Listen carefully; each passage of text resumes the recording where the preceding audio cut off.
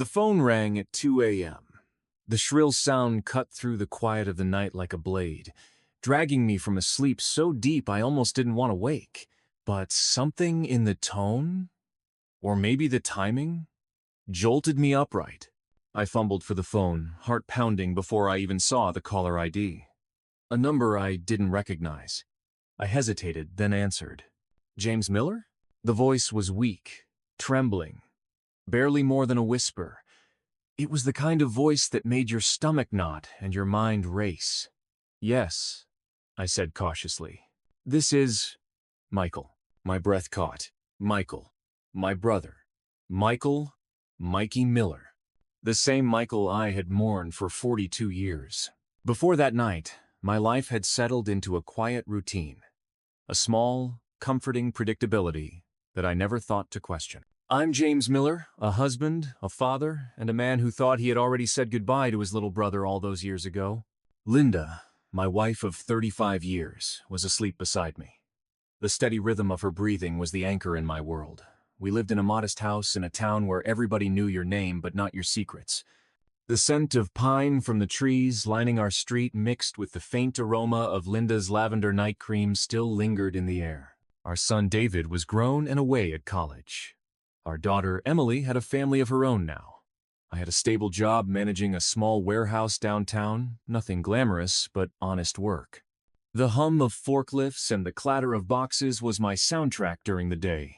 But the memories of Michael, well, they were a different kind of soundtrack, one I had locked away deep.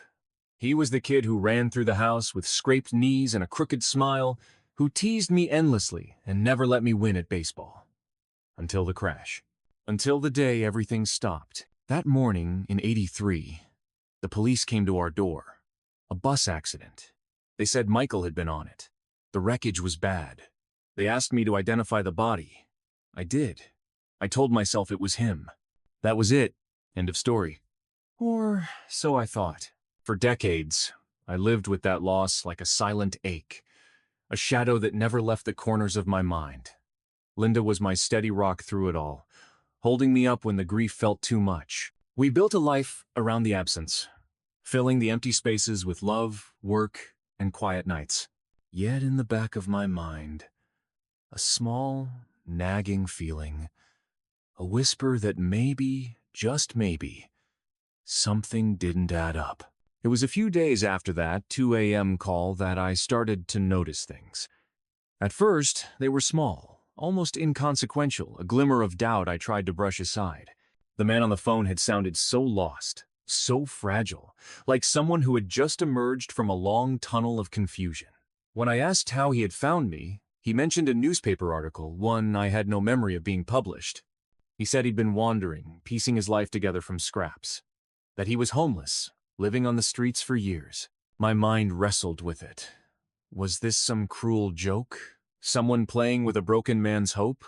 I told Linda, who was wary but insisted we find out the truth. After all, how could I live with the possibility that my brother might still be alive? I arranged to meet him in a nearby park. It was late afternoon, and the sky was painted with streaks of orange and pink, the air crisp and cool with the scent of wet grass after a brief rain. When I arrived, I saw him sitting on a bench, his clothes threadbare and dirty, hair long and tangled, eyes unfocused but sharp with something I couldn't place recognition. Maybe. He looked smaller than I remembered, fragile, almost as if life had slowly been stripped away from him. Michael? I asked cautiously, stepping closer. He looked up, startled. Then his eyes widened, and a flicker of something like hope crossed his face. I think I am, he said, voice cracked and uncertain. I wanted to believe him, desperately. But my heart was guarded. This wasn't a reunion filled with joy, it was a collision of past pain and present uncertainty. Over the next few days, I met him several times. Michael struggled to recall his past names, places, faces, but there were moments, brief flashes when something inside him stirred. The way he flinched at loud noises, the distant look in his eyes when I mentioned our childhood home, the way his hands trembled when he saw a baseball glove I had brought him. Still, doubts gnawed at me. Was this really Michael, or just a man lost in his own mind, grasping for identity? Then, the decision. A DNA test. I sat in the sterile clinic waiting room, heart pounding. The technician was efficient, kind, but detached. A few days later, the call came. "Yes," she said. "The results are conclusive. He is your brother." The world shifted beneath me. The brother I thought I'd lost had been here, alive, all along.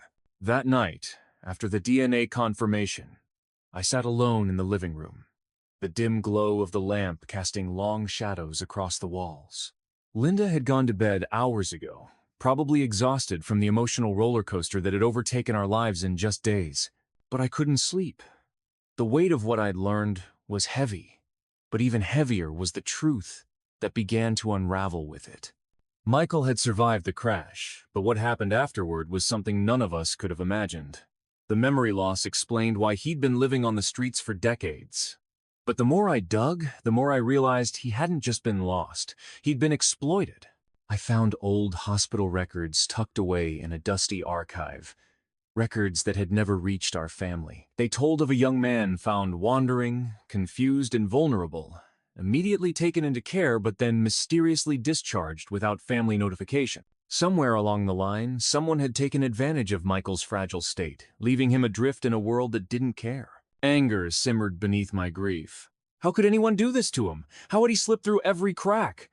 Worse, why had no one tried harder to find him? The betrayal wasn't just by strangers. It felt like the system, the people supposed to protect him, had abandoned him. When I finally told Michael what I'd uncovered, his eyes filled with tears.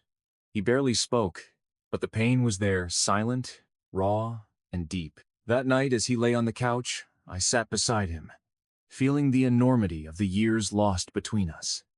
"I don't remember much," he whispered. "But I remember being scared and alone." The realization hit me harder than any blow. Michael's suffering wasn't just from the accident. It was the decades of neglect, the invisible scars no one could see. Linda joined us in the living room the next morning. She wrapped her arms around Michael like a shield, her quiet strength a balm to the chaos swirling inside me. Together, we faced the truth the past couldn't be changed, but maybe the future could be rewritten. The days that followed were a blur of phone calls, meetings, and emotional reckonings. I found myself juggling two worlds, the one I'd known for decades, and this new, fragile reality that Michael inhabited. Every morning, I woke with a knot in my stomach, unsure if I was doing enough to help him heal. Michael was like a child in many ways. He struggled with simple tasks, often forgetting where he was or why. But beneath the confusion, there was a spark, a yearning to reclaim the life stolen from him.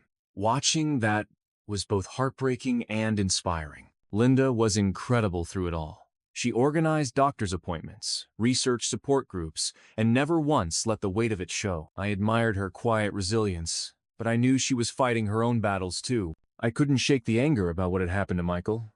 I began investigating the agencies, involved the hospitals, social workers, even the police who had first handled the crash.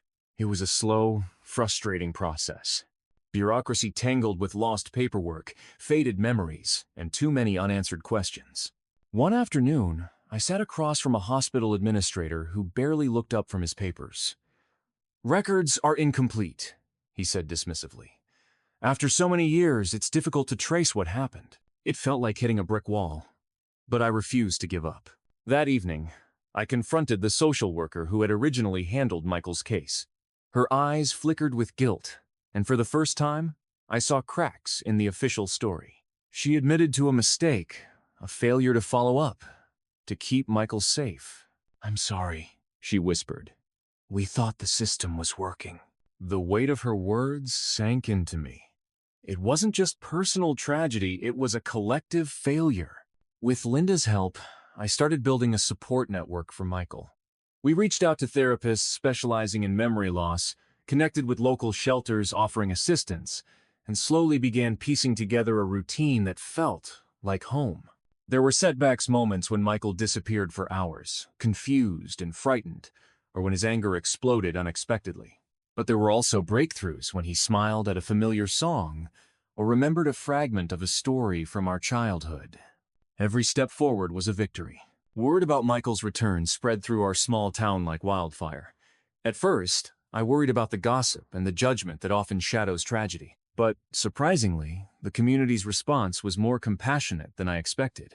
Neighbors I hadn't spoken to in years reached out with offers of help. Old friends of the family called, some sharing their own memories of Michael, others expressing disbelief and sorrow for what he'd endured. Linda and I decided to be open about Michael's story. We wanted to shine a light on the failings that allowed him to fall through the cracks for so long, not to shame anyone, but to hold the system accountable and prevent this from happening again. A local newspaper ran a feature about Michael's incredible survival and our efforts to rebuild his life.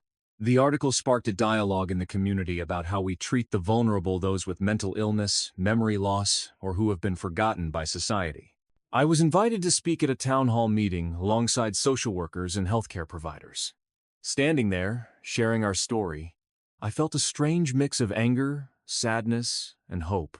The hospital administrator and the social worker who had mishandled Michael's case were present, and I could see the weight of responsibility in their eyes. No harsh accusations, no bitter revenge, just a demand for change, for better care, and for recognition of the humanity behind every file number. The social worker later reached out privately, expressing a sincere commitment to improving protocols and ensuring no one else would be lost, like Michael. Justice, I realized, wasn't about punishment.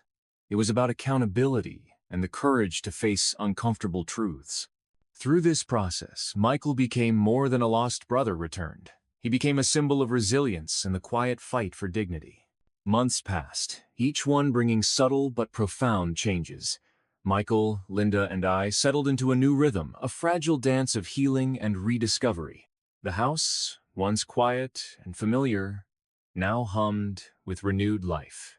Michael's days were filled with small victories, learning to cook simple meals, walking to the local park without getting lost, even laughing over old family stories that slowly resurfaced from the haze. His eyes, once distant and vacant, now held a cautious warmth. Linda was his steady anchor. She patiently helped him navigate the emotional storms that came with fragments of memories, joyful flashes mixed with painful blanks. She never pushed too hard, always letting Michael set the pace, her kindness wrapping around him like a protective shield. For me, it was a journey of acceptance. The years lost could never be reclaimed. I mourned that deeply. But Michael's return reminded me that life's fractures could be mended, if only with patience and love. I took to writing in the evenings, recording our days, Michael's progress, and the lessons learned. I wanted to remember every detail, the smell of rain on the driveway, the sound of Michael's tentative footsteps, Linda's quiet laughter filling the kitchen. Our family, though altered, was healing. David and Emily visited more often, their presence weaving new threads of connection. Michael's story became a bridge, reconnecting us all.